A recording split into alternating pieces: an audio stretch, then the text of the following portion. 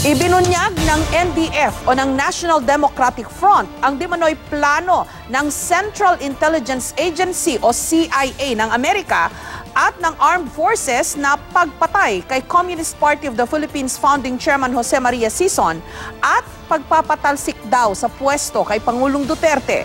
Ayon sa NDF, nakuha nilang impormasyon sa iba't ibang source nila sa AFP o sa Armed Forces. Batay di mano sa plano, isang hit team ang ipadadala sa the Netherlands para iligpit si Sison. At pagkatapos nito, magsasagawa raw ang AFP ng kudeta laban kay Pangulong Duterte dahil sa pakikipag-ugnayan sa komunista, pagtalikod sa alyansa sa Amerika, pagpanig sa China at Russia. Gayon din ang di manoy pagkakaroon ng paboritong mga opisyal ng PNP at AFP. Pero sabi ng NDF, kailangan muna nilang suriin kung totoo ang di manoy plano, sabay paalala sa Pangulo na dapat nitong seryosohin ang peace talks.